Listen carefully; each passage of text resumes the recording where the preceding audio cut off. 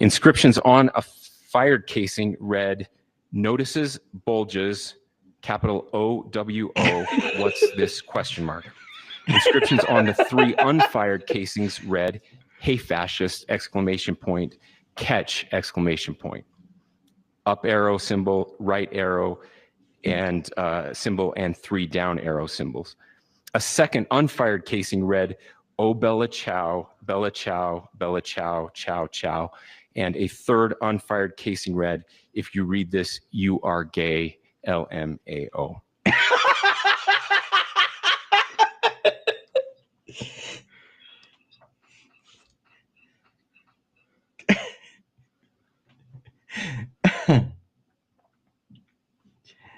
Are those all the clips, Sean? Did you have more? Stop talking.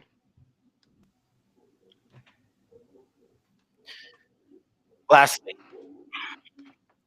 to my friend Charlie Kirk. Rest down, brother.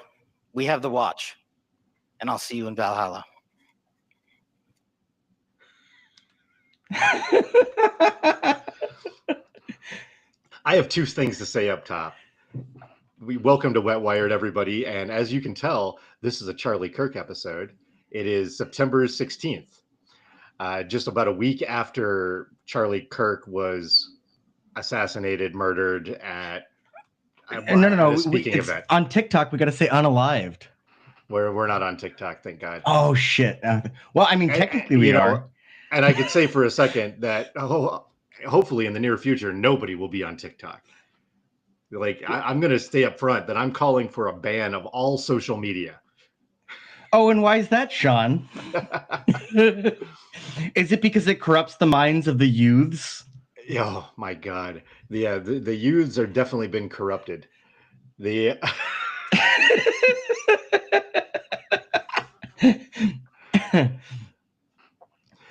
All right. Jules has prepared some comments for us. Some comments. Wow. All right. Well, let's lead us in. I'm going to lead us in. Cops, laws, prisons, and the military are political violence. Crackdowns on strikers and protesters are political violence. Poverty, hunger, and crime are all political violence. The state's will is not enforced with good vibes and polite suggestions. Its defining feature is its monopoly of violence within its borders. Political violence, as seen on TV, just lacks state sanction and operates outside of the monopoly of violence of the state. The state's policies may be determined without violent force, which is where liberals and conservatives can superficially separate themselves from political violence, but by confining the term to the extracurricular activities of non-state actors. There is no place for violence, and violence is never the answer. Aren't aphorisms from pacifist monks sweeping the ground as they walk to save the lives of would-be squashed bugs? It's only the pejorative political violence when it's not blessed by the state and the ideology of the speaker. This framing obscures the role of violence in all political activity. It may not be outright dishonesty or hypocrisy when talking heads and heads of state are clutching their pearls after some kind of public violence. It's just a terrible model of reality that confuses how violence is really valued in a liberal democracy. Charlie Kirk got. There's an Irish aphorism, and I'm going to do my fucking best to pronounce this correctly. I literally spent a substantial amount of time trying to practice how to say this right, and I'm going to fuck it up. Ishminik a ri bel dune achon, which is Irish for many a time a man's mouth broke his nose. Anyway, Charlie Kirk got shot last week.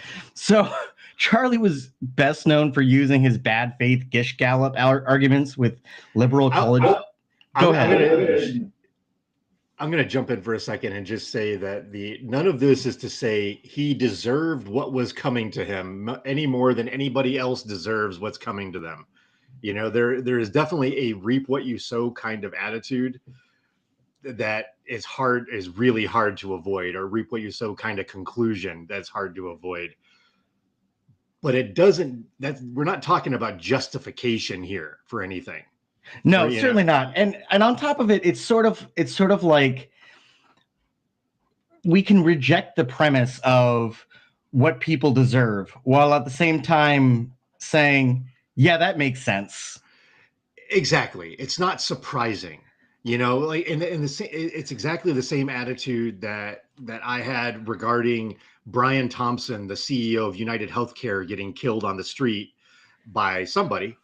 And you know, and because there's an Italian plumber who's alleged to have right. caused it. And it's not to say that he had it coming, but it Well, also, how many stabs would you say? It also is to say, I don't think anybody was surprised that somebody killed the CEO of a health insurance company. I'm only surprised it didn't happen sooner.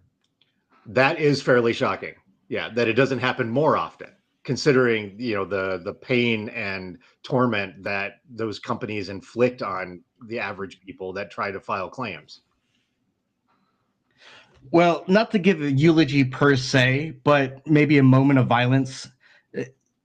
Chuck was best known for using his bad faith Gish Gallop, and he was presenting these big brain debates, owning the libs with facts and logic while he was touring college campuses. And he created university chapters throughout the United States to promote his message. Now that particular approach was eulogized by Ezra Klein as doing politics the right way, which is to say, getting up, like setting up these events where, you know, it's like the come change my mind guy at the table, and which became a meme in itself. I mean, he fucking pulled that off. Where college students who have zero media experience mostly have never held a microphone or spoken in front of a large crowd in public, except for, you know, like delivering a presentation and shaking and quivering their way through that, are up there with cameras on, knowing it's going to be on social media, knowing all these people they know are going to see this thing, to talk to somebody who has been refining this shtick for, you know, at this point, you know, like a decade and a half. And, you know, and then of course he bowls over them. You know, that was what Ezra Klein has called doing politics the right way. You know, getting up there and trying to change the mind of the guy who does this professionally. And on that same point, it's sort of the lack of experience with, I'm putting debate in fucking scare quotes here. It's not debate, yeah. But that lack of familiarity with it also includes lack of familiarity with, I mean, again, to get a little fucking high school here, logic and debate. And as a consequence, people watching it and people participating in it may not be able to readily recognize and call out the very fucking easy, basic 101 fallacies that are being employed here. Just the other day, the first debate between the future Seattle mayors, which is now head-to-head between the incumbent, who's a fucking shithead and dick, Bruce Harrell, and Katie Wilson. Katie Wilson has fucking zero riz. I really wish she did, but she has fucking negative riz, and it shows. But the other thing is, she actually has pretty decent fucking ideas and policies, and she's actually a pretty decent person and ostensibly democratic socialist. Who gives a shit? In the debate, he totally fucking bowled right over her and did a Gish Gallop the entire time in this ostensible debate. And I am screaming at my phone as I'm watching this. Can people not see how this is so fucking obvious? And the answer to that is maybe not. Maybe people don't know what a Gish Gallop is, or what all these, you know, very fucking obvious tactics are, that are just bullshit tactics that are not actually proving anything. Anyway, I think that comment you just made about, you know, like yelling at your phone is, you know, I think that's exactly what most of this country has been stuck with.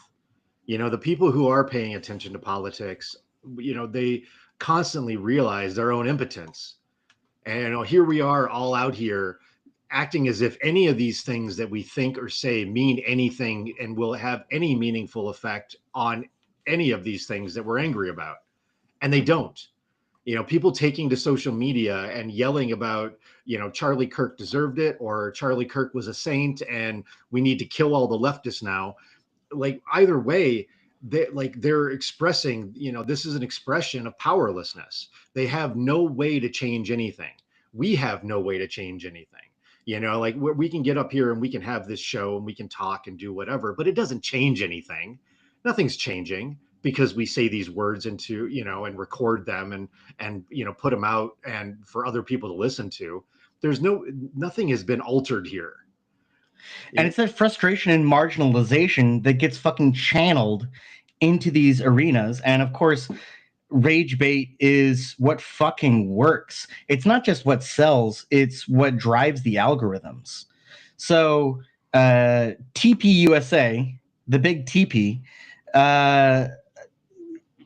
was launched in fucking 2012, right after big old Chuck got out of high school. I mean, like 2 years after he got out of high school, he started hanging out with a 72-year-old retiree, and then immediately started getting funding from multimillionaires and billionaires, including Foster Friess, who right out of the gate met him at RNC and said, "What, you want to start Hitler Youth with star-spangled messaging?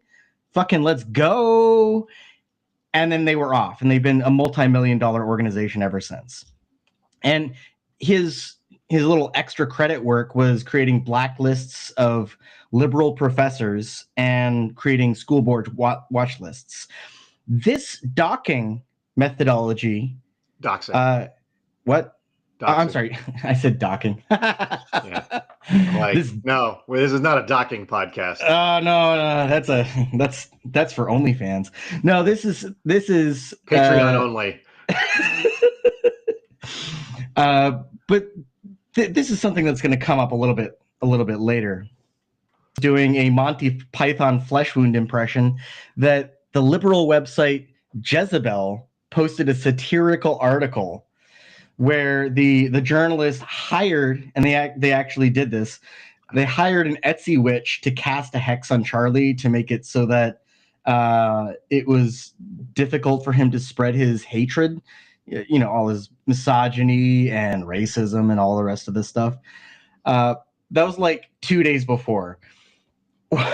Well, this didn't go unnoticed.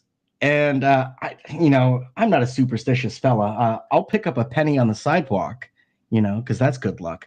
But I don't know. Maybe there's something to this witch thing.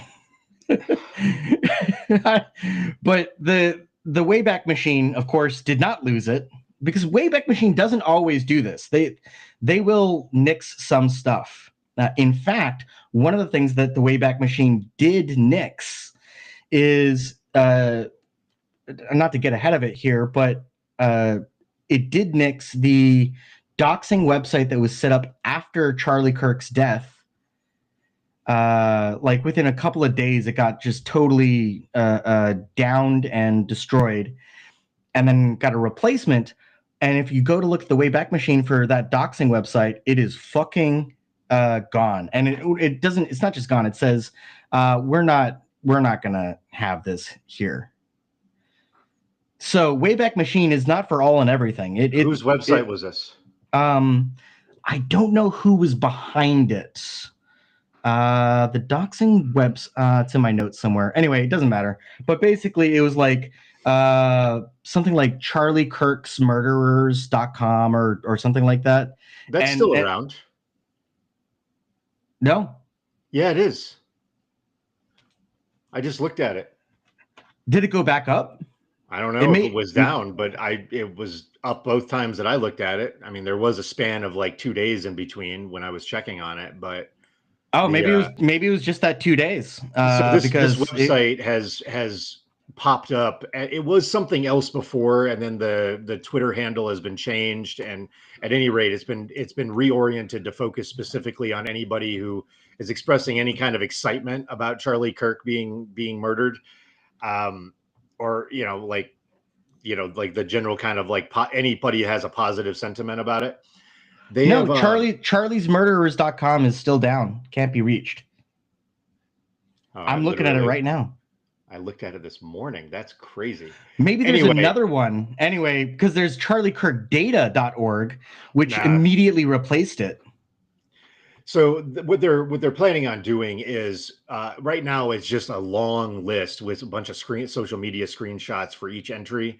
What they're planning on doing is turning this into like some kind of a searchable database, similar to what Batar USA did with college professors that had any kind of a pro-Palestine opinion, like any kind of anti-Israel sentiment regarding their genocide. They've been maintaining this database and then sending it out to law enforcement. And of course, if you've been following our ICE series, you'll know what role that plays, and also with the Esther Project and all that. No, it's an informer network. It's basically it's fucking brown shirts. How every secret police really gets most of its information. You can't hire nearly enough people to follow everybody out there, even if you're doing it digitally. That's a whole other question about the digital stuff. But employing just citizens to go out and inform on their neighbors or random people that they bump into online is a way better approach. So that's why there's going to be more of these than fewer in the future.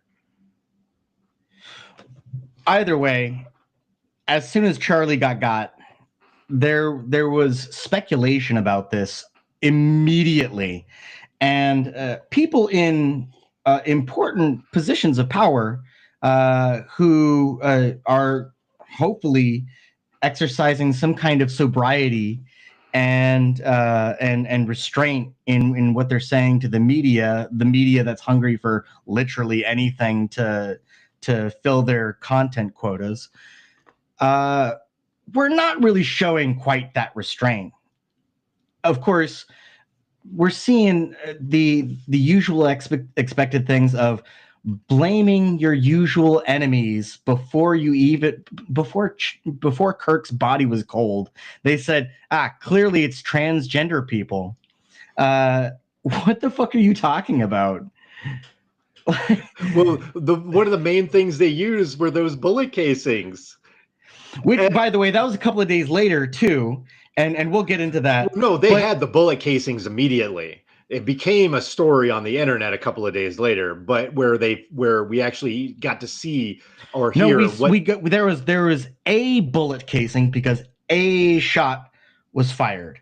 No, but there were you're talking about when they found the rifle. Yeah. But the other bullet casings were unspent. The thing here is that's when they got him. This is all bullshit. That's the thing. That's exactly what I'm saying about this entire story. There's so much changing so quickly, and everybody's trying to follow it so closely or at least everybody online is trying to follow it so closely that there's like nothing but bad information out there because it hasn't been evaluated. Things haven't been vetted. The all of this stuff. It's ridiculous for us to really spend a lot of time even talking about the details of this because so much of it is clouded with conclusions that are way before their time. Before the scene was vacated, there were two different suspects who were detained, two different people. And within that span of time, we had fucking Kash Patel or Pam Bond knows Kash Patel, who said, we got him, folks. We got him. And then immediately had to say, but who's surprised by this? Who's surprised by any of that? Surprised. This is somebody he had no business in this position in the first place. And we're surprised that he's burning out as soon as he actually has something to do. He's a fucking talking head. He's a podcaster. He's a goddamn podcaster. You know, and I even worse, have even no worse than being business a running the podcaster. FBI. I'll say that right now. Even worse than being a podcaster, he's a QAnon podcaster. You know, like, and his deputy is a QAnon podcaster. There Put is somebody no who's reason. fucking conspiracy brained in charge of a law enforcement agency for the federal government. I mean, I don't even think it's funny. I think it's just like it's not. There's not even a good joke there because it is so obvious that he's not capable of fulfilling this role, but yet here he is. The suspect is Tyler Robinson, or at least the person who turned himself in and has since everybody has since agreed this is the alleged shooter, including himself. Now, the FBI has notably said that recently he's been uncooperative, which really means he's exercising his fucking constitutional right to shut the fuck up and exercising good judgment in shut the fuck up. But apparently he was convinced to do this after he confessed to his sheriff father. Even the fact that the father was a sheriff is in dispute at this point. That they like initial. That's what I mean about the initial reporting of this. Is that so? It seems like, at least according to law enforcement in Utah, that there is a different Tyler Robinson who was a sheriff or whatever the father's name was. You know, Yeah. like I don't know the father's first name, but there is a different guy with that same name who was a 26 or 27-year veteran of the sheriff's office in this county. And it might not even be the same guy. You know, Either way, he confesses to Pops, and then Pops calls the youth pastor because allegedly Tyler said, "Hey, they'll never take me alive. They'll never take me alive." And so he said he'd rather commit suicide than go to jail. Yeah, but the He thing didn't that say he wanted to go out in a hail of bullets, like some white heat or something like that. He didn't use the word copper.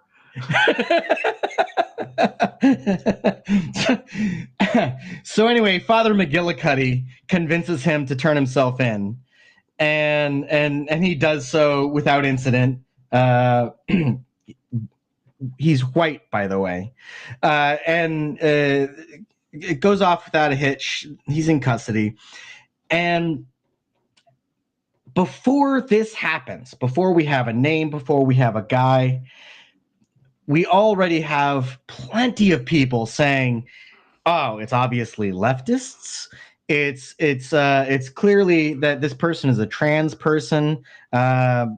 It's the Democratic Party. Everything is ready to go, locked and loaded, so to speak." And it turns out it's a cis, as we know, as far as we know, white guy, and he's born to a Republican all-Trump family in a right-wing state, who's doing a shooting at a right-wing college with a right-wing governor. Like, I don't know what to fucking tell you other than I think one of my favorite reactions has been the people who are saying, like, blaming liberal universities for this. Well, first off, the Utah, this is not a very liberal university, but even if we're going to say like, oh, universities even in Utah are more liberal than the population surrounding them. Okay, whatever.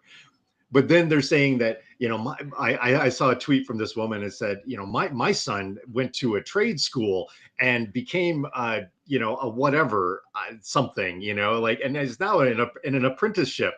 Okay, well, it turns out Tyler Robinson dropped out of this university that he attended after one semester and was in school studying to be an electrician. And he actually even apparently got a scholarship for that too. He didn't, well, for the university, not for the electrician thing, but yeah. So he was in a trade school. it's like blaming the university thing. I mean, everybody, is obviously. Oh, by the way, he coming did out. not go to that university where the shooting occurred. No, he went to a different university in Utah. I got him confused. University of Utah, State University of Utah, Utah State. I don't know which one is which. It doesn't fucking matter. It doesn't matter. Like it doesn't matter. I knew. I actually said we were chatting on Thursday about this. I said this is before we knew who or what and their politics and all the rest of it. And I said we still don't know his fucking politics. We still don't know his politics, but we have more supposed clues, but we still don't know his politics. And I said then, and I say now, it doesn't fucking matter. It doesn't fucking matter, because everybody on the right is going to do exactly what is predictable, and they're going to blame the left somehow. And of course, the left is going to include liberals, Muslims, atheists, anybody who is not Charlie Kirk and to the right. Well, what I wrote here is like everybody becomes a victim or becomes a potential perpetrator or a better if they are left of right of center. If you are anywhere to the left of right of center, then, exactly. then you are on the board as a potential accomplice. Well, shit. The last 3 assassination attempts against either Trump or otherwise right-wing people, the claims were immediately it's a left-winger, and then it turns out to be a Republican or just a fucking grab bag of random ideas that have no coherence, no relationship to anything on the political spectrum. I mean, if you're going to plot these ideas to try to put it on a political spectrum, it will look less like a line or a point and more like a rash. And there are plenty of people that are completely ready to say that's because their right wing is more of a breeding ground for extremist ideas or something like that. I personally don't know that I don't think that that's proven at all by the data.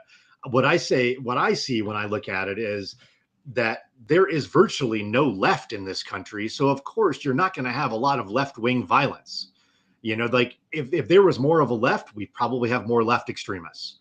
But is no left. And honestly, that was slightly more true in the 90s, where we had organizations like ALF and ELF that were doing domestic terrorism. Putting spikes in trees to oppose logging and Earth First. Yeah, ELF. Oh, yeah. No, I'm sorry. I was complaining. Yeah, you're right. Liberation Front. Yeah. No, you're right. They're two different organizations. Anyway, that shit was in the 90s. I think Dave Foreman was connected to both of them, though. So, 6-1 maybe.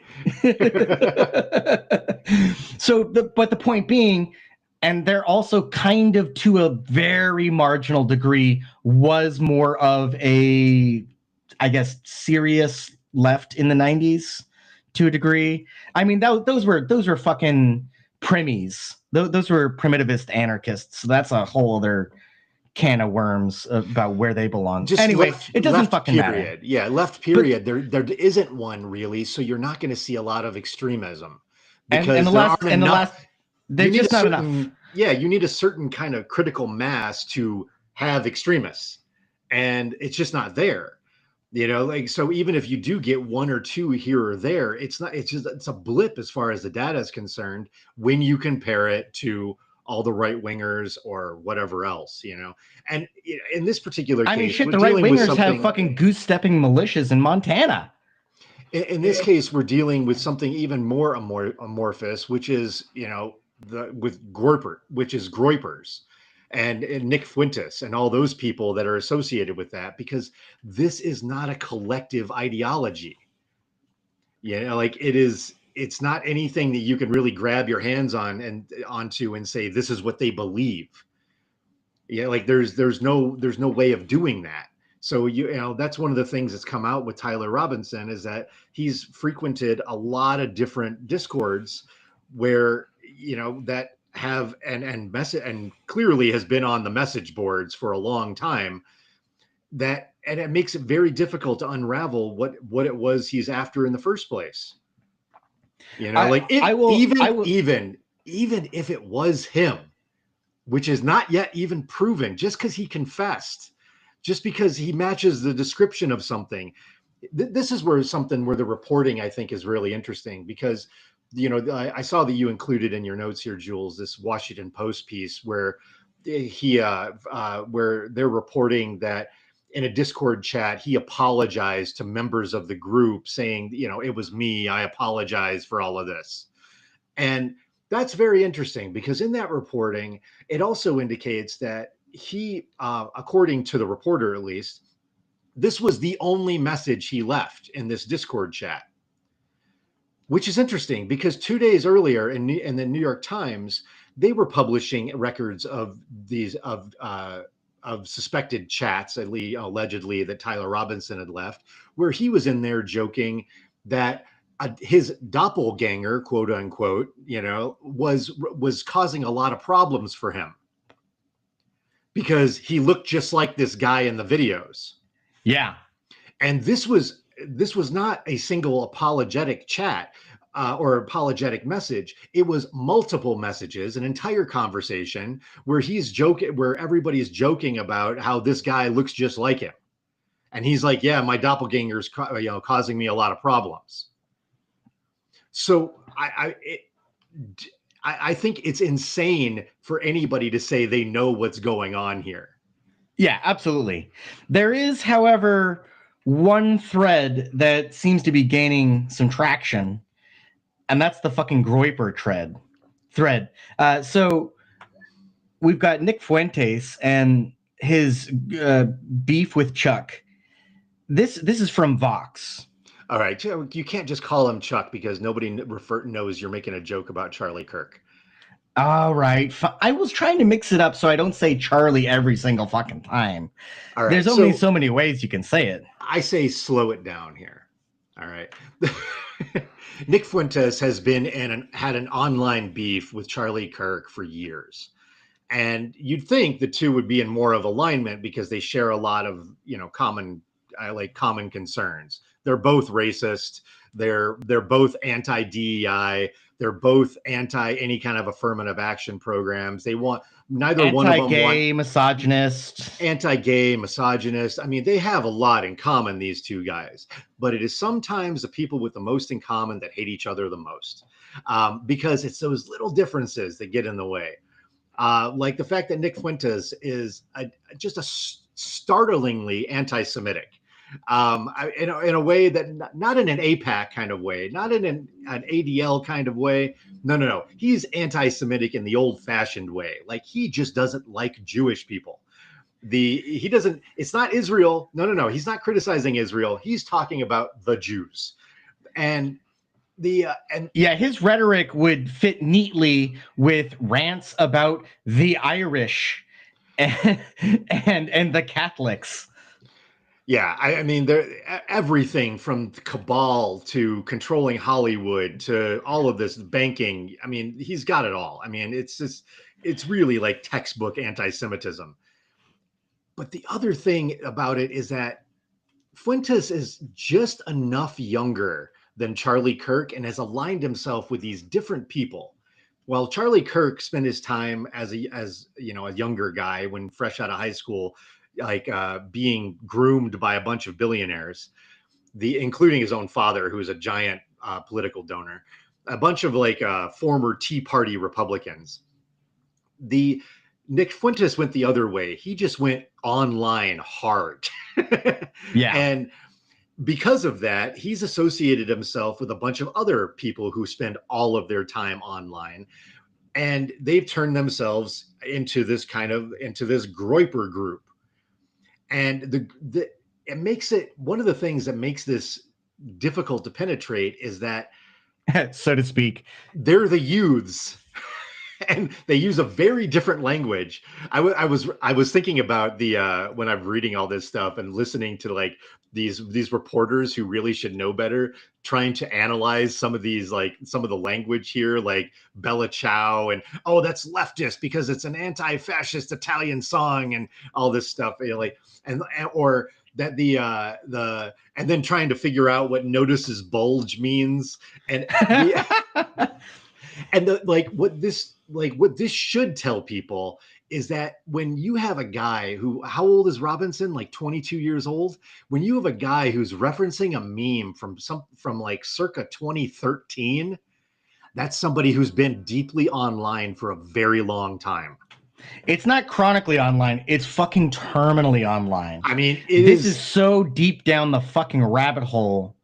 Like there was stuff like the Bella Ciao thing. I was like, first off, all right, one of the places that comes from is Hearts of Iron 4, but another place that it comes from is Far Cry 6, which is fascinating to me that I seriously cannot believe that game has that big of a role to play. I've played that game. It's not that good. And I doubt that it's going to have this big of an impact in online culture. It doesn't seem like it was that popular, but maybe they love it. I don't know. But this is like, this is a group of, like, if you think internet trolls, this is who you're thinking of.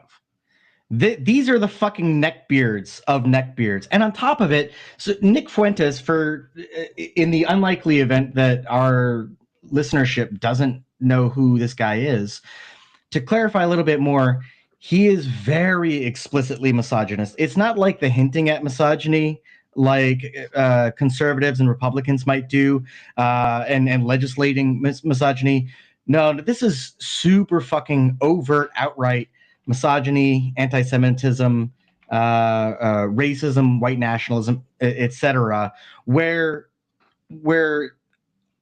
even the far right blushes and says, we don't really need to be associating with this guy because he's effectively neo-Nazi, but with added stuff. And the added stuff is the incel community, which is a subsect of the manosphere. The incel community, involuntary celibate, is a bunch of guys who are frustrated because they can't get laid because they're fucking assholes and probably other reasons.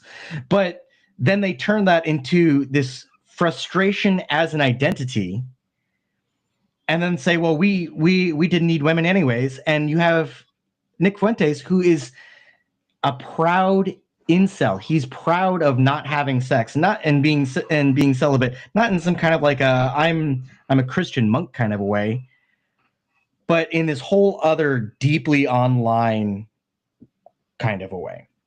Oh, I mean, it's become a new identity to grasp onto, and it's, for a lot of these people, it has nothing to do with access to having sex with somebody anymore. It has to do with the membership in this group as a badge. Like there are a bunch of Shakers or something like that. Like the millenarian religious group, where they're simply celibate as an identity at this point. And in large part, at half or more of the time, it is such extreme misogyny.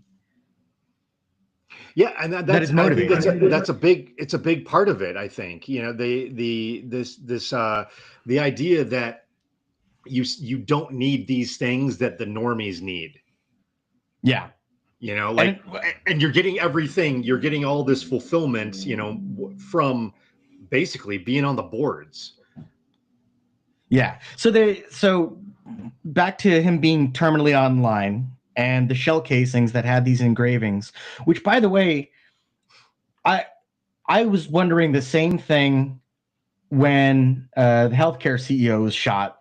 How the fuck are these people engraving these casings with so many words? And also, what are they using? Do they have some kind of a engraving machine at home? Are they taking it to the jewelry store? What is happening here? I know. I want to see a picture.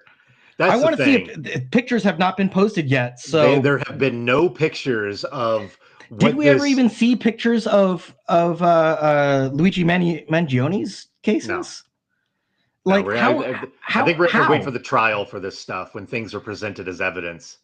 And then Until then, we just have to take their word for it that this stuff even exists.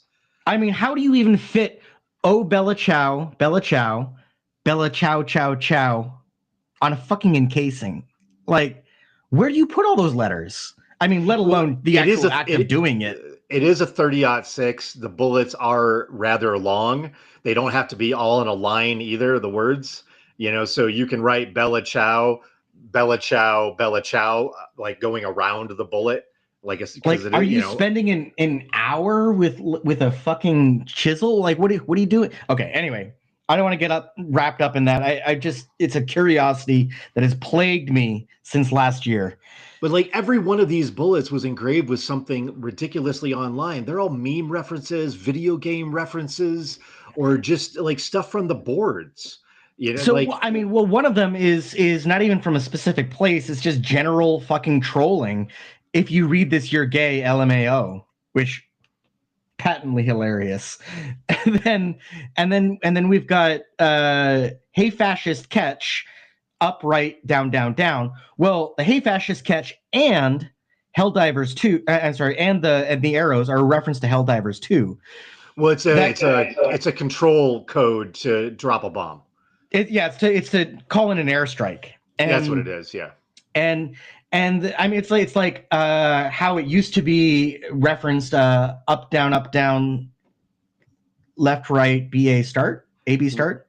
Up, down, did I get up, it right? Down, left, right, BA start. Ah, nerd, gotcha. Boys, get them. All right, so that's from Contra 2. Now you're really on the list. All right, so the point here being that Bella Chow and Hey Fascist Catch, in both cases, on the surface, it almost looks like, yeah, he's a leftist or an anti-fascist. But then if you just dig 1 inch deeper and you pair it up with everything else that's chronically online and in the gamosphere, yeah, it's not. It's just a reference to fucking games. It's just more memes. All of it is a reference to games and memes. And the memes themselves, even the game references, are because the Hey Fascist Catch is a meme. So it's not even, you don't even need to have played the game to understand the meme. There's even a fucking Groiper playlist of Bella Chow, which again is sarcastic because everything is ironic and everything is edgy. That's the whole fucking thing. Nothing means whatever it's supposed to mean. It's ironic, and if you don't get it, then you're fucking you're on the outside, and only people on the inside get it. You remember that Star Trek original series episode where they pick up the space hippies? I watched that series once just to do my due diligence. So they go by to that this series. planet. I mean the original series. I've seen TNG like 3 or 4 times. So they go to this planet and they pick up these people who are like, I don't know, I don't remember exactly why they went. I think one of them was like the child of an important person or something like that. So the Enterprise had to go pick up these people, but they're all speaking this really coded language. This really in-group kind of with this in-group vocabulary, and nobody understands what's going on except for Spock. Like Spock figures it out. This is what this reminds me of, like where they all have like there's this whole community of people with just their own way of speaking to one another, and it becomes like a sort of shibboleth to identify membership in the group. Where if you know what these references mean, then that means you're part of the crowd. And if you can talk in meme, then that means you're a member of this group. To keep it in Star Trek, another fucking great analogous thing is Darmok and Jalad. I mean, that's memes are fucking Darmok and Jalad at Tanagra. They are, exactly. Yeah, they are. I think the difference here is that the language doesn't get deployed in the same way. It is meant to keep people on the outside in the original Star Trek episode. It's not in the TNG episode. In the TNG episode is just the way those people deal with life. That's how they see the world. They see the reality through story. Through story, yeah. Actually, hey, Sean, can we pause for a super fast second? I just need to... I'll be right back.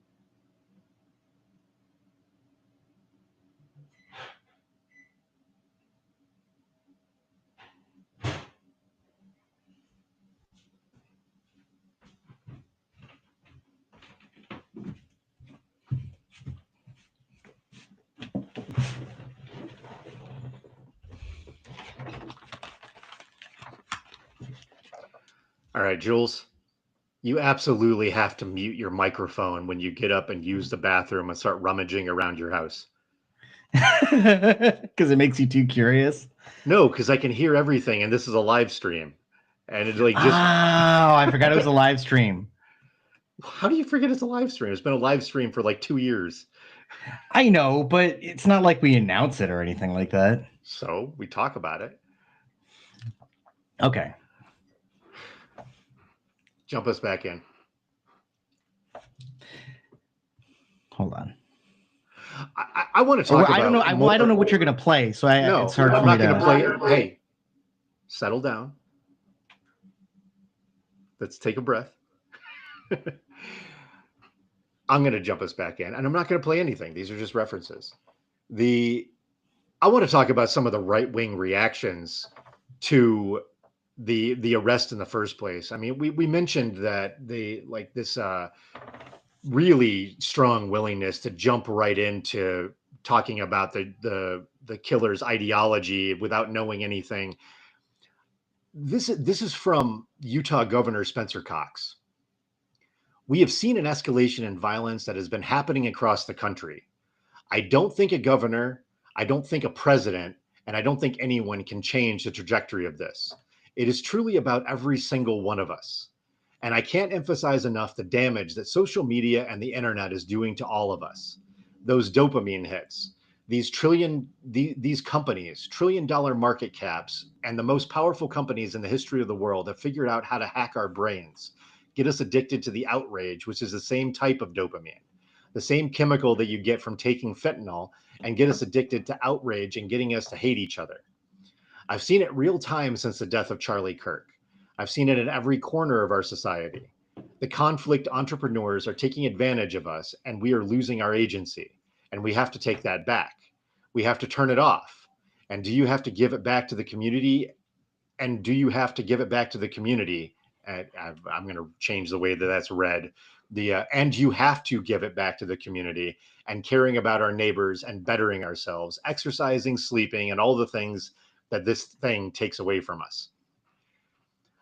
I think that it's an interesting and much more measured appeal to calm and appeal to patience than we've seen previously. This is the same governor who was calling the shooter a trans leftist Hamas vegan Antifa assassin. This is the same governor saying these things just a couple of days later. So I think he almost has a partial point here that I would agree with. Like the portion where he's talking about the significance of connecting with your physical community, fucking spot on. It is specifically the alienation from community that drives violence. Absolutely, without question. And I think I wasn't really joking about the nationwide ban on social media in the beginning of the show. I tend to agree with that sentiment here. It is not a solution to all of and the former PM of Nepal. It is not a solution to all of the problems, because it doesn't deal with any of the material circumstances that people, whether online or not, are experiencing. That's one of the things that became obvious over the years following people who are advocating for all of these QAnon type ideas, that as crazy as the ideas are, if your attention is just there on the actual words that they're using on a lot of cases, it's easy to ignore that they're expressing that same alienation and powerlessness that so many other people are expressing with different words. They one of the big tenets of QAnon is that the government has these secret storehouses, or not really even storehouses, but like medical facilities that are accessible only to the very rich, where they can get any kind of treatment at all for no cost. And well, why is that something that they would latch onto? Why would they latch on to this idea that there's secret medical technology that can cure illnesses in a country with the most expensive and least effective healthcare in the world? It only takes a couple of seconds to realize that, these are people suffering from medical conditions. These are people suffering from poverty, people suffering who have relatives that are suffering from medical conditions or experiencing poverty. This is something that they're living in. So of course their fantasy world involves this, like the availability of the thing that's going to treat the problem. You look at Romana Ditallo and her followers in Canada, and one of the biggest things that they're concerned about is their electric bills. Yeah, and she was claiming that she was going to waive their mortgages. You don't get concerns like that from people who have no problem paying for these things. You get concerns like that from people who are unable to, who are stressed and burdened by trying to figure out how to deal with their material conditions, this economic precarity. So shutting off the internet or shutting off social media wouldn't fix that. It would not fix those things. But this environment that is really being, where we voluntarily get exploited by these tech companies and have our attentions commoditized and are radicalized by an ever increasing algorithm showing us more and more extreme content. Like anything that gets a reaction, well, that's what gets a reaction. So you know, like the longer you linger on those posts, whether it's going to be genocide in Palestine or it's going to be, you know, a global cabal that is conspiring to make sure that, you know, that the Cracker Barrel logo changes, the whichever one gets the most attention out of you is where you're going to hang out. So of course you're going to see even more of that. And again, the issue isn't necessarily the medium. I mean, it's like blaming the newspaper. I disagree with that, because this is a new medium. Well, that's where I'm going. That's kind of the point that I'm getting at here, is that it's like blaming the newspaper for yellow journalism. But Jules, if you read an article in the newspaper, it does not automatically reconfigure itself to show you another article just like that, but worse, right afterward. That is true. That is true. This is a rare medium that is built on that is very much more effective at doing this, at frying your brain. Which is true. But what I'm saying is that you already have to have the conditions for that to be an amplifier. It amplifies the conditions, but in and of itself, it's only amplifying what's already there.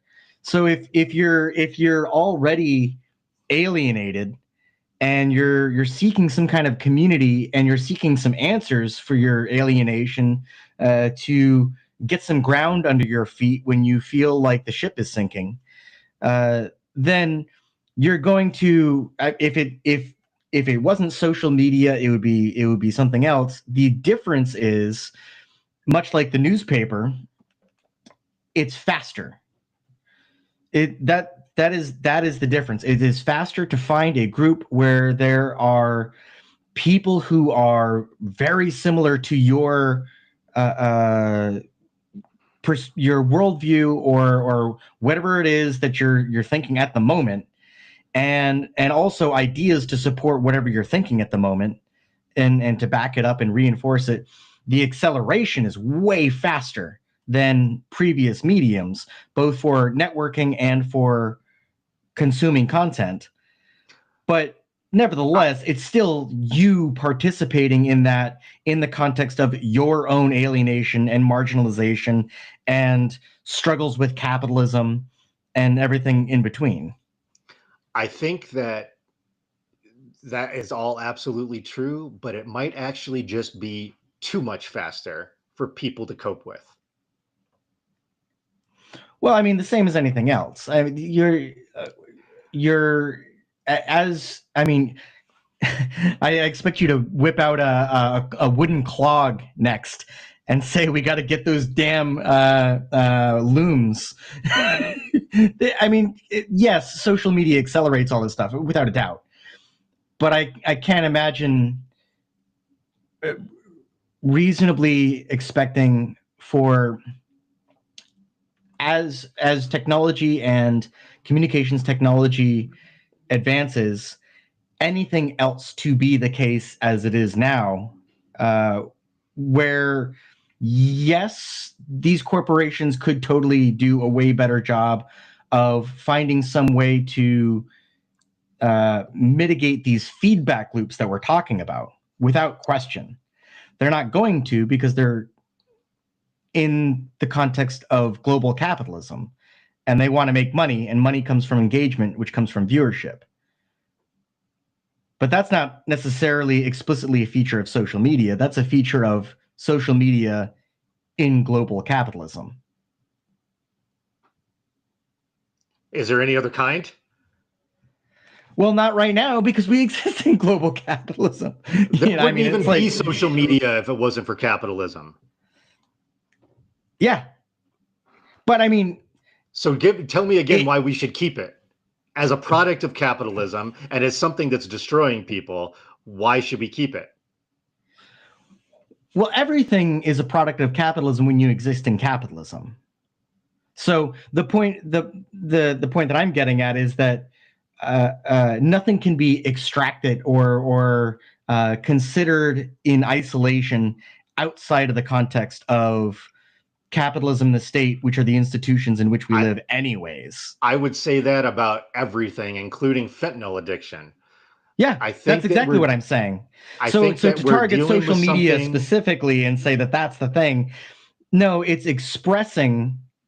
It has It's exacerbated these circumstances so disproportionately compared to the experience of them. And it also provides this sort of false outlet.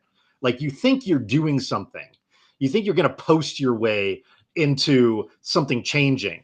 And you think you're going to, like tweet. If you just tweet enough, if you just repost enough of the right accounts and you amplify the right voices, then things are going to improve. And that is exactly the opposite of what we've seen over the past couple of decades. We've seen it get that's worse what Charlie and Kirk, worse and worse. That's what Charlie Kirk built his whole fucking career on, is that feeling of people channeling their frustrations and channeling their, not only their alienation, but their total powerlessness, as you were saying, into this idea that if I identify with Charlie and I share Charlie's message, because boy, he's really saying all the things that I am thinking and feeling, or whatever, then somehow it'll reach people, and by reaching people, I'll have an effect in this echo chamber of people shouting the same things at each other. I want to see the ban the internet political campaign next time around. That's what I want to see. I want to see a U.S. referendum. Gone. I want it gone. Man, are you just becoming a primitivist day by day? Gone. There would be such a dramatic improvement in the quality of life for everybody involved if it was just gone tomorrow. If that switch was flipped and it never came back on, there would be such a dramatic improvement. People would probably learn what their driveway looks like, That is the most kids these days statement you've said all week. All right. Let's move on. I dare you to find one thing that has caused this much damage. Capitalism. All right, fair point. All right, so let's move a little bit. Actually, you have a couple of notes here. I'm curious if you wanted to talk about this. No, keep going. Ignore it. Just talk. What's the next thing? All right, the next thing that I wanted to talk about was more of the reactions from Fox friends and pizza reviewers. Totally. We've got Charlie, who is getting a posthumous Medal of Freedom, and love it. Love it. Yeah, and flags at half-mast, of course. Nobody has ever been alive who's deserved it more. He didn't even get into West Point. He applied to West Point. He didn't get in. And then he decided to become an angry on-campus yeller for a living. That's an important event in his life, because that was his radicalization moment. He wrote a piece about this. I forget where it was published, but when he was in high school still, about not getting into West Point, specifically because a black woman got in and took his place. And from then on, he really became this like anti-affirmative action figure. That was his founding moment. That's his super villain origin story right there. I didn't get into West Point and somebody took my spot. And there's a direct through line to him talking about Michelle Obama and Joy Reid and a bunch of other prominent black women, and saying that they would have never gotten to where they got, to the position where they arrived, if it wasn't for the fact of their intersectionality. And I forget the phrase that he uses. It's like low. They didn't have the brain processing power. That's what it is. Like I almost wanted to use the Trumpism of low IQ, but that wasn't it. He specifically said that they didn't have the brain processing power. And this is the same guy who said that when he gets on a plane, he looks to see, if he sees a black pilot, he wonders if they're qualified for the job. And he didn't say that once. He said that multiple times. Yeah, because it got a rise out of people. He loved the reaction that it got. I mean, this was a clout-seeking individual his entire career. And so of course nobody deserves in this modern political world that we live in. There is not a single more deserving individual of a Medal of Freedom than Charlie Kirk, because he's exemplifying everything that we value as a society. Abso-fucking-lutely. Abso-fucking-lutely. Can we hear Trump's remarks? Which ones? Oh, so there's two here. Oh, you want to play from the AI clip here? What? No, right where I am. Yeah, that's the AI clip. What are you talking about? Oh, yeah. Okay. All right. Well, we didn't even get into that yet. Okay. Yeah. So this is great too. This is a 4-minute long clip. I don't know where you want me to. Oh no, there's just these two. I've got 110 to 139, and then 140 to 241. Gotcha. So this clip is it got a lot of attention right away on the internet because, one, it is hyper saturated. And so Trump looks great. This is right on the tail end of all of the online rumors that he had died the past weekend. And so they're making him look just, pink cheeked and healthy. He's not at all very orange. He looks very normal, which is probably because the AI just bucked when they wanted to replicate the skin tone. They made him look like a human. But they clearly ran this clip through some sort of AI filter, or at least some kind of post processing, like to make editing it look software better. of some kind. Yeah. I just imagine it was AI, because I doubt there's anybody in the entire White House that knows how to use any kind of actual software manually. All they can use is like throw it into Sora or something like that, and like type in the prompt. But then it got a lot of attention also because, well, there's a very obvious jump, like a cut with missing frames. And then there's one particular point where people were focusing on Trump's hands, which are sort of, laying on top of each other on the top of the desk in the Oval Office. And he shifts his hands at one point. He shifts his left hand, and his pinky finger disappears for a frame or two and then comes back. And it's ridiculous. It's very clearly is what you see on, when those frames or those stills are looked at. But it doesn't mean that this was made with AI. It just means it was edited with AI. And it also just means that it was bad fucking editing too. And AI lost track of the finger. America. Charlie Kirk traveled the nation, joyfully engaging with everyone interested in good faith debate.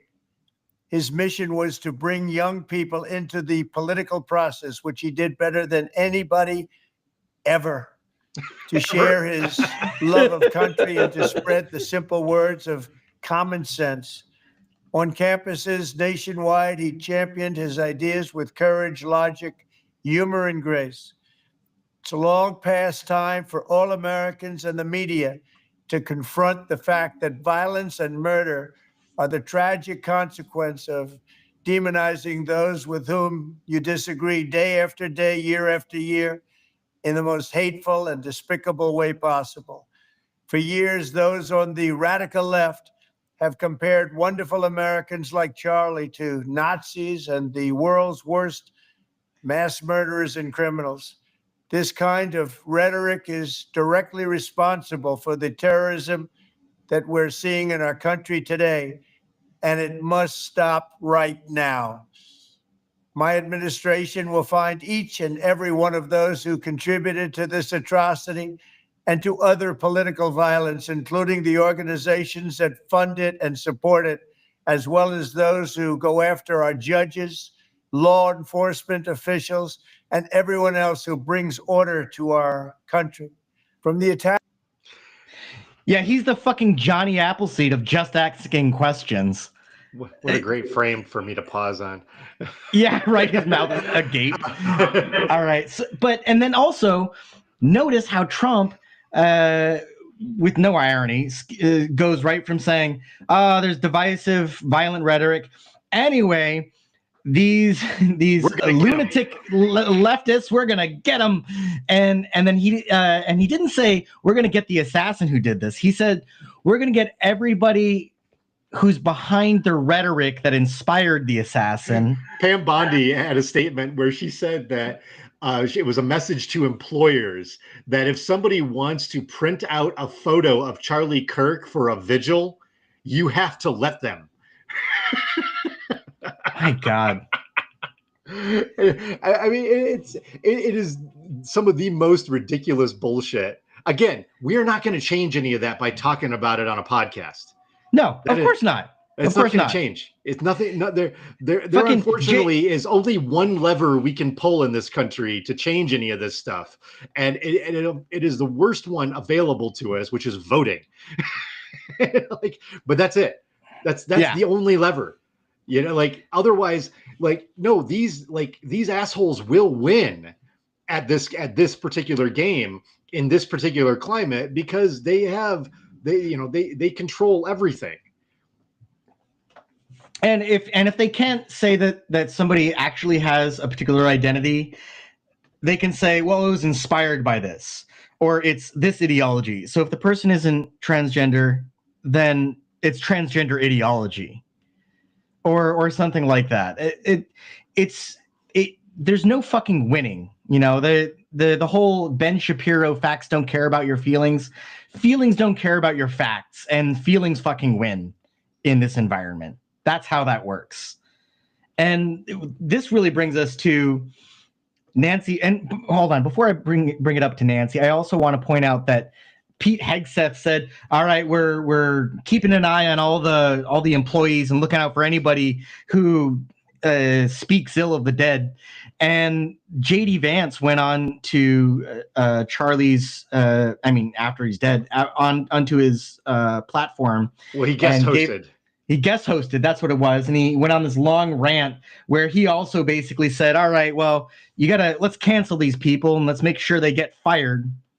So that's their shtick that they're working on at the moment. Notably, after Reagan was shot, we got a couple of things. One, we got the Brady bill because it killed his, what was it, chief of staff or communications. Brady. Brady, but what was his title? Who gives a shit? Anyway, so we got the Brady bill from that, but the other consequence that we got was that somebody made a comment to his coworker that says, well, if somebody else tries it again, I hope they actually fucking succeed. And that person complained to HR. The guy got fired. Like 6 or 7 years later, it gets all the way to the Supreme Court. Supreme Court, in a narrow decision, 5-4, says, well, actually, you can say, I hope he gets got. You could totally say that, and that's not a fireable offense.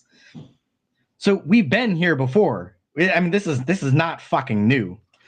Well, I don't know. It's new. I mean, it is the idea of canceling people for making comments is not the landscape new. Is very different now than it was, and the Supreme Court is very different now than it was. The House of Representatives, the Senate, the presidency is very different than it was. Yeah, so it's new. All right, we've seen things like this before. That's my point.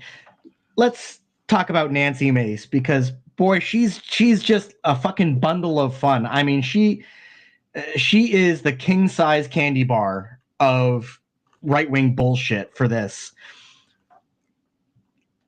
There's two clips. I don't want to oversaturate with clips, but no. They're really let's just fucking keep good. going.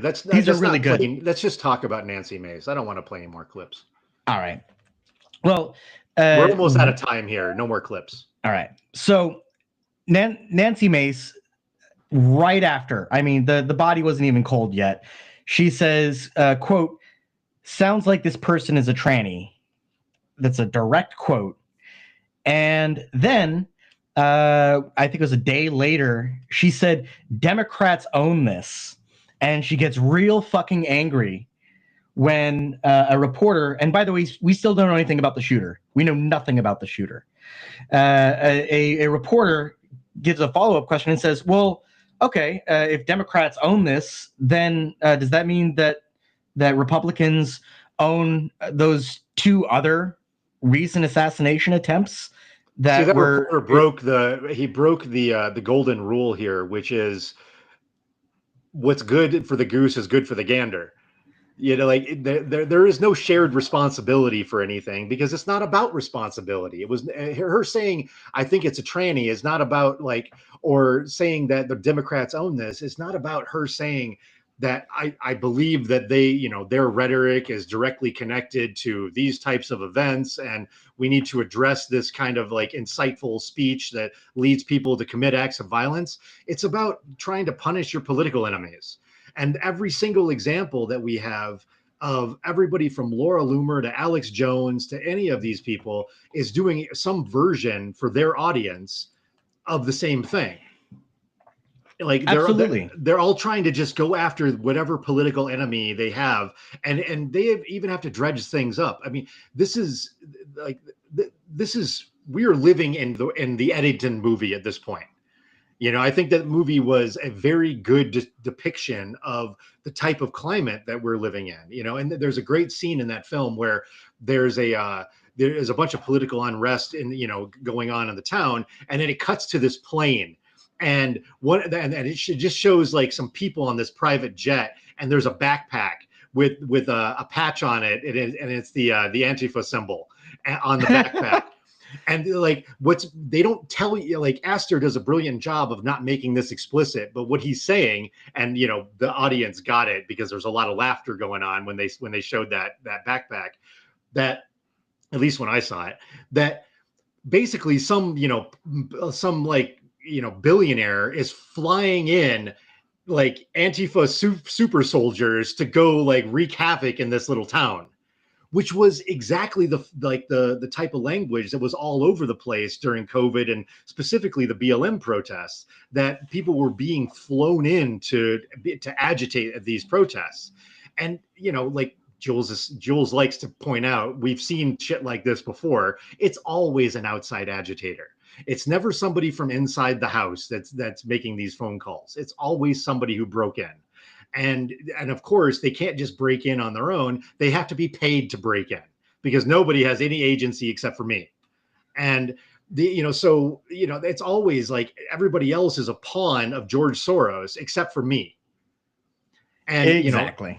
And so all of these people are doing exactly the same thing in one way or another. You know, everybody, you know, these are all pawns, and the real victim are the real perpetrators. The real villains here are going to be the Democrats or Soros or, you know, the Open Society Foundation itself, you know, not Soros specifically, because the whole thing's corrupt, or, you know, whatever the story is. They always need this to happen. We're in like an insanely reactionary period where the same messaging that, while it's not new, has a lot farther reach, you know, than it did previously. You know, like back during the Reagan administration, it didn't reach the way it reaches now. You know, like you had people, maniacs, saying things all the time, you know, like, and it just simply did not have the reach that it has now. You know, you didn't have people with the platforms that they have. You're absolutely right. And of course, back to Nancy Mace. Ban the internet. All right. Okay, Grandpa. So back to Nancy Mace. No Alex Jones. Nobody cares what Nancy Mace says. Who's Laura Loomer? Nobody knows these things without the internet. Get on your you're not wrong on that very specific point, but get on your weirdo mailing list and, you know, get your typewritten letter once every 6 weeks, you know, and from Laura Loomer, and, you know, like ban Substack, ban Twitter, gone. Back to Nancy Mace. Ban fucking AI. All right. That one I can get on board with. All right. So he doesn't like that type of technology, but he's okay with the social media that's gaming everybody's minds. So Nancy Mace concludes, after we find out who the suspect is, who's a white cis male. We know Charlie Kirk wants us to... We don't even know he's cis. We don't even know that? We don't know he's cis. We don't know anything about him other than that he may or may not have been active on message boards.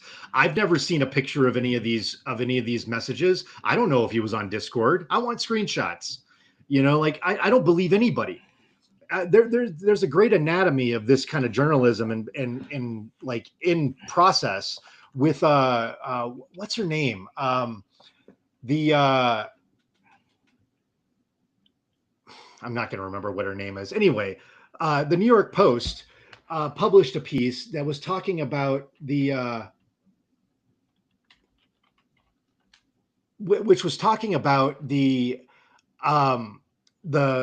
identity, or the way that the Robinson's roommate identifies, and it was so they published an article saying that that Robinson was in a relationship with a transgender individual. What is their source? Their source was Brooke Sigma from Fox News Digital, from a piece that she wrote. And what was her source?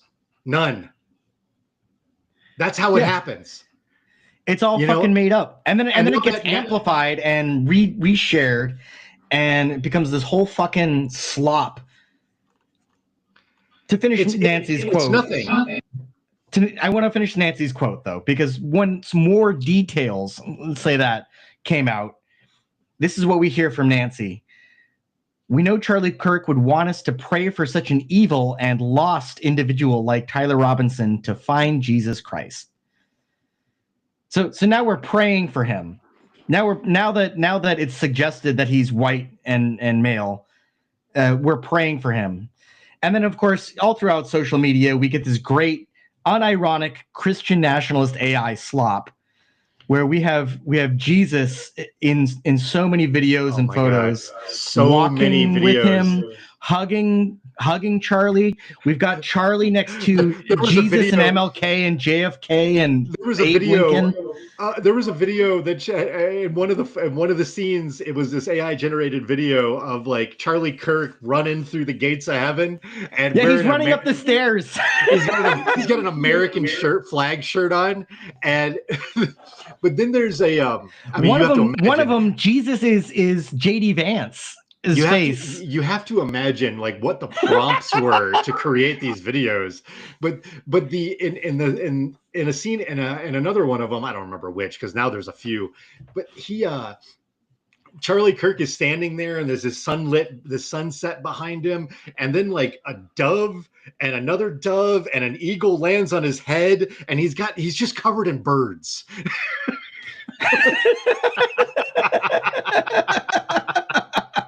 It is one of the weirdest scenes I think I've ever seen depicted in any video, let alone an AI video, like any video anywhere. It's so bizarre. What did they write in their prompt? Like, I want to see Charlie Kirk covered in birds.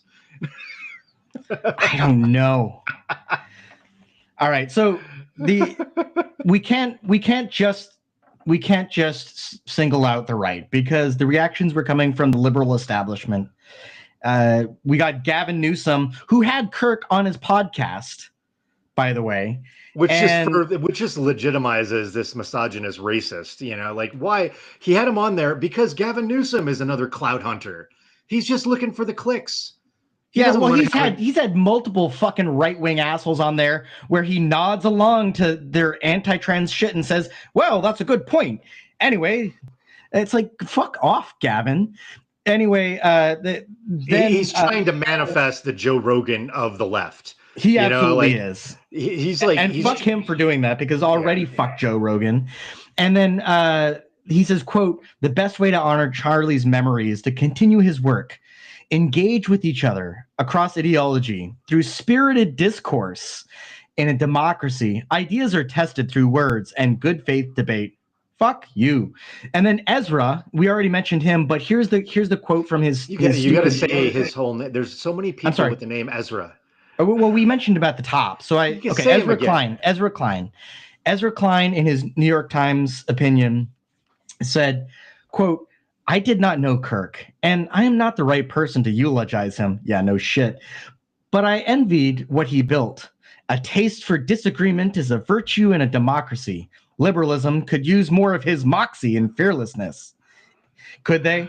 In the inaugural episode of this podcast, which was exactly Kirk's message on Gavin Newsom's podcast, like that was the gist of what he was saying over and over again to Newsom, was that The problem that the Democrats have is that they're playing a political game that's 20 years old, and what they need to do is get out there and engage with people directly in the moment, real time, without preparations. And I think he specifically said without a handler or an editor or whatever in your ear, and meaning an earpiece. Like, you have to get out there and just talk with people, which is great advice if that's actually what he was doing. But he wasn't. He was doing the beat up college freshman tour. Yeah, exactly. He was doing the equivalent of like the professional boxer down on his luck who shows up at like the late night underground fight and says, and it's like $100 to whoever can knock me down. Yeah, that's exactly. And that's the equivalent of what Charlie Kirk was doing.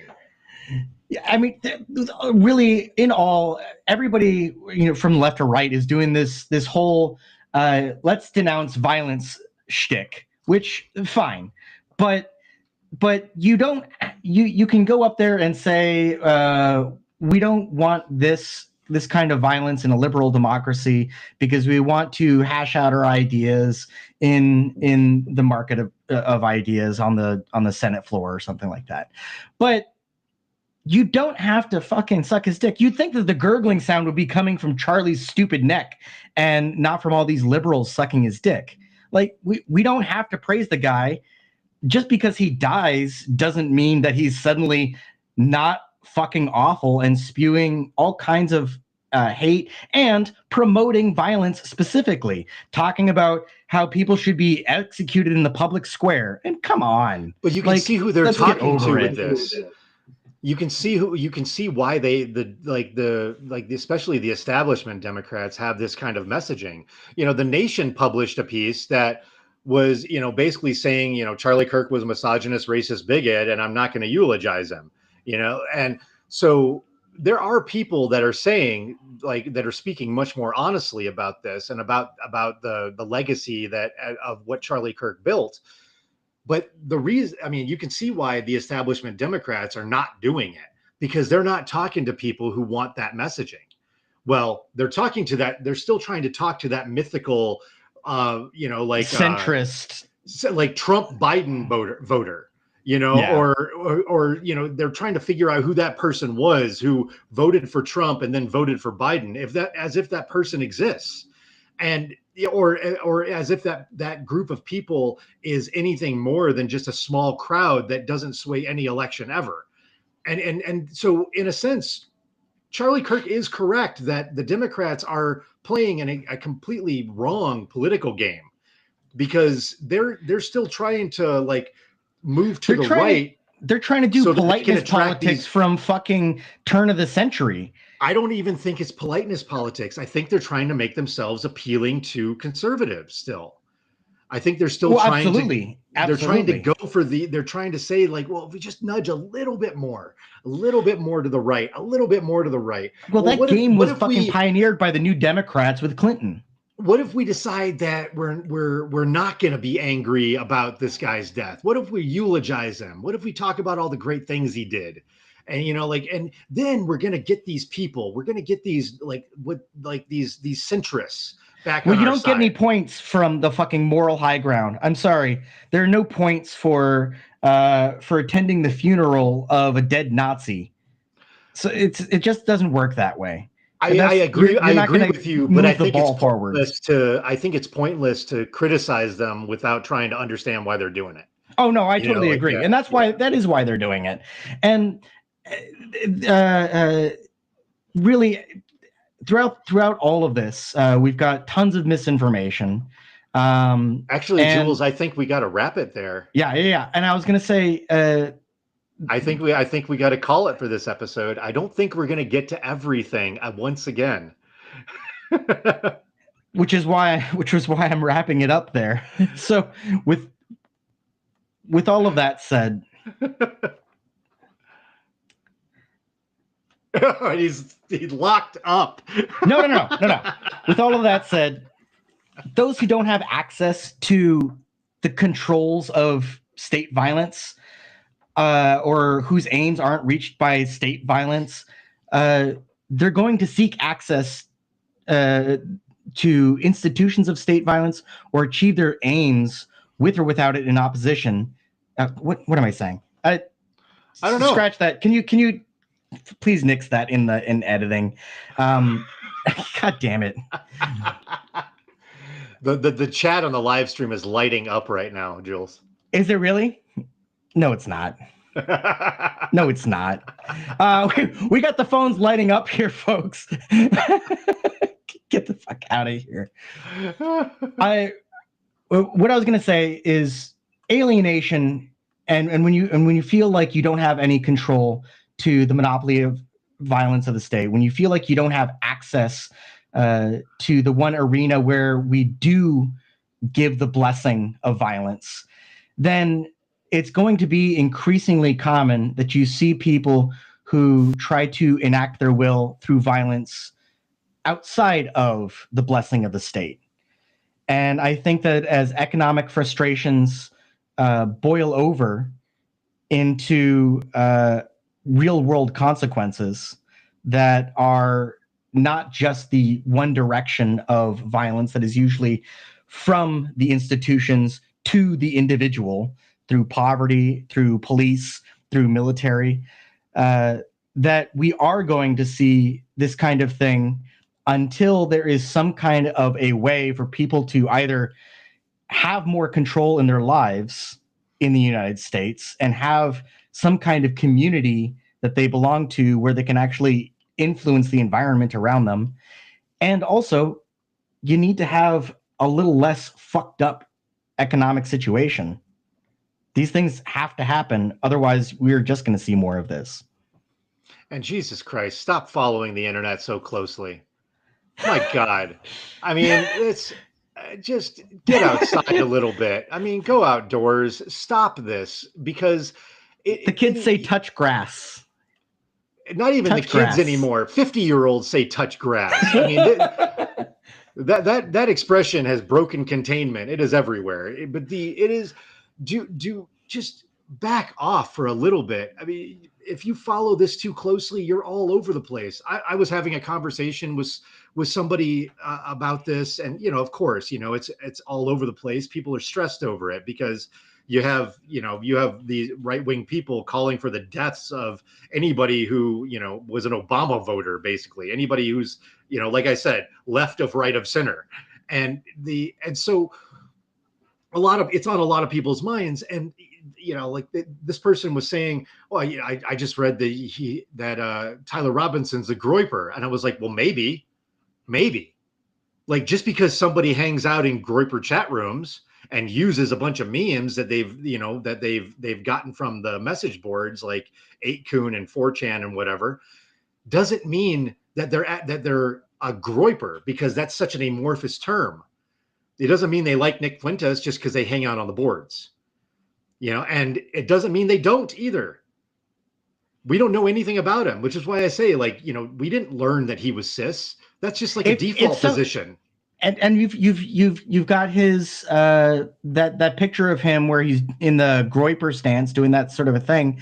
But at the same time, just because you dress up for a witch during Halloween doesn't mean you were hired by Etsy or hired on Etsy. I mean, I love it when Joel stumbles over his words and he says things that I can't possibly edit, like when you dress up for a witch.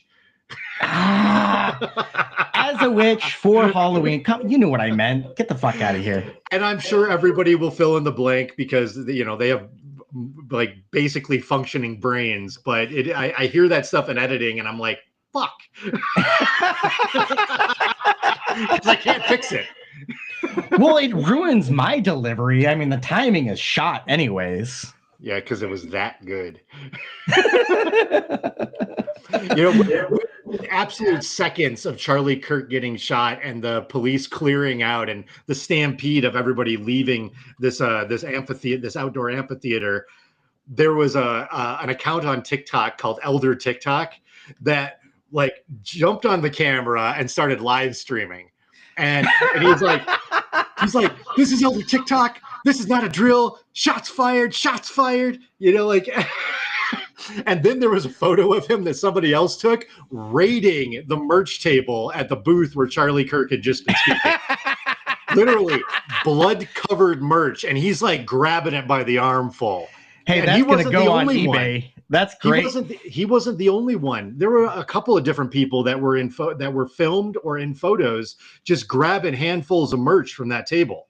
Yeah, like these are people you who can see at from the at this seal of point, authentication that this hat has Charlie Kirk blood on it. It is You from can- the event, and you for can the tell low from these price vi- of $3.9. What? you can tell from these videos that there was no knowledge at that point that this was not a mass shooting event. And that Charlie Kirk was just the first one to get shot. There is no way of knowing that.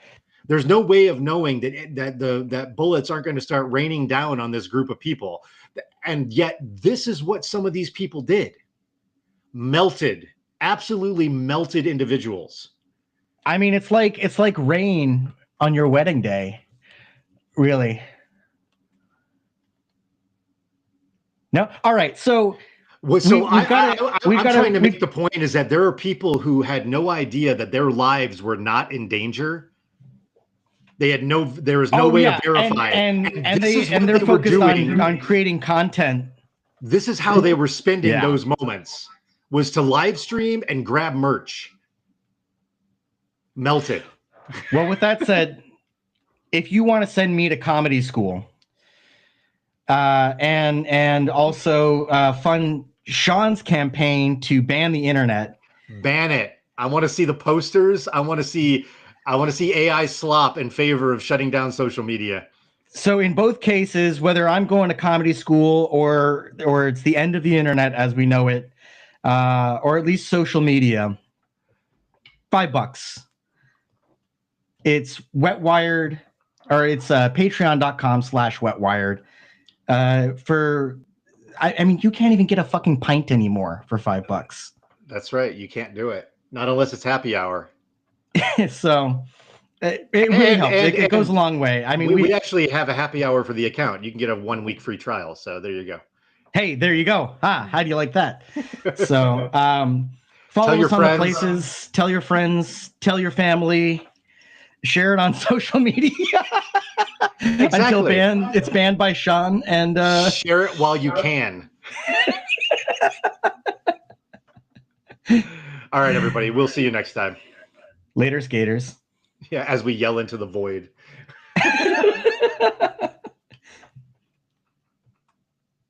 It's your boy Elder TikTok. There was just a gunshot at Charlie Kirk. We're in Utah. There's a gunfire. This is not a joke. Hey, let's go. Hey, let's go. Hey, let's go. It's your boy Elder TikTok. There was just a gunfire in Utah. This is not a drill. There is a gunfire in Utah. Shots fired here in Utah. This is not a joke. Charlie Kirk, Elder TikTok, Mormon Central, Utah. There was a gun that just fired off here at Charlie Kirk. I am not playing with y'all. Hey, make sure you go to church on Sunday. Read the Book of Mormon. This is not a drill. I'm not playing with y'all. Hey, Jesus is Lord. Jesus will protect you. Jesus is your savior, but I'm not even lying. Make sure you subscribe to Elder TikTok on Instagram. It's your Pure fucking gold. If anyone out there does have connection to the Kirk family and wants to introduce me, I will come. I will probably bring a couple people with me, a small team, and we will raise him from the dead.